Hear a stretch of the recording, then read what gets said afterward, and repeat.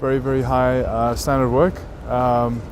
In fact, it's really hard to kind of cull down and uphold the high standards of the show because there's just so much good work, and some real tough choices have to be made.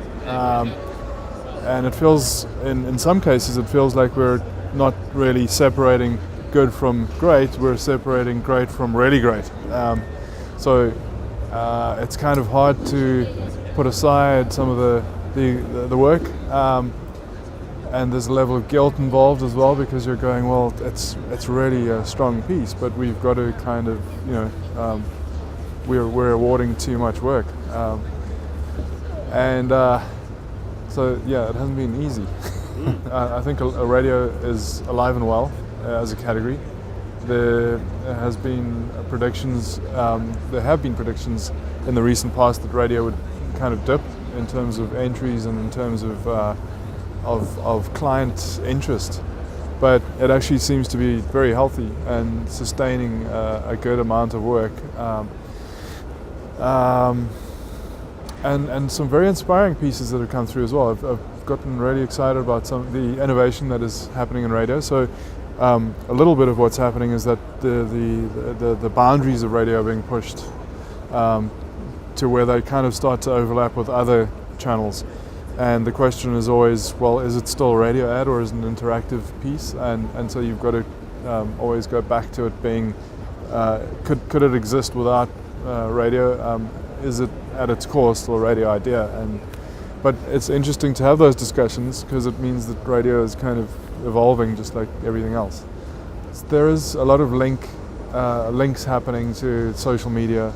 There are new ways in which people are using radio that doesn't, it's been happening for years. It's not like it just happened this year. But it's nice that it's an ongoing thing. So it means that that area is fertile and it'll continue to kind of yield ideas. I nearly said yield fruit. It will yield ideas. A really strong piece that I think that involves a radio station to launch a series, a TV series. What they did was they kind of let a story unfold in an apartment directly opposite the radio station. And the radio DJs, and we all know radio DJs like to talk, observed this thing voyeuristically, this action that was happening in the apartment across the road, and then talked about it, because that's what DJs do. They're two wear it. She's wearing the whole deal. Don't let them see us. The show will be over. Oh, fucking hell, that's funny. Oh my God. What are the chances? What are the chances? Stockings and a garter belt.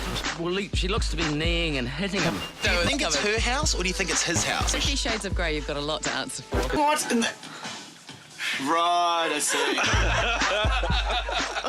And this sort of went on for about 2 days or 3 days, and then they finally revealed that it was really about the launch of a show called Call Girl. So you can imagine what the subject matter was about as well. Obviously that led to amplification across social media, and the whole thing became bigger and bigger. There is a group which is apparently not, whose human rights are being violated or taken advantage of in a country, and they speak a different language to the language of their oppressors, and so these radio ads are done in a style that mimics a fast food ad or an ad for any other service, and really what the voiceover is doing something else, which is delivering the message of support and help for anyone who is a victim of this ongoing violation or abuse of human rights. These are not scripts in the sense that they have a traditional approach of beginning, middle, and end, and they are beautifully written, because there are a lot of those, and it always surprises me how new work emerges every year that is so fantastic, and even though it's traditional and we've gotten used to Seeing those kinds of scripts, there is always something which is more fantastic than anything that was done before in the year before, in the years or decades before. So how creative people can be is always amazing to me at these shows. How seemingly endless or bottomless that pool of ideas is. Well, look, the one thing is it's much harder to win a pencil, it seems, than any other kind of show. I think the criteria is just that much stricter. I guess the learning is to be even harder than I thought I was being on the work. In order to give myself a chance and the creatives a chance of actually winning something at D&AD in future. There are other things that I've learned. I just can't think of them right now because I'm under pressure. It's kind of, I wouldn't say that at the end of this I'm going to walk away feeling like there's one country that has dominated. I think it's been pretty evenly distributed. So South Africa does have, I feel, some very strong entries again this year. So it'll be interesting to see how that pans out, whether it's another good year for us or not. But I feel there's at least 3 really strong pieces.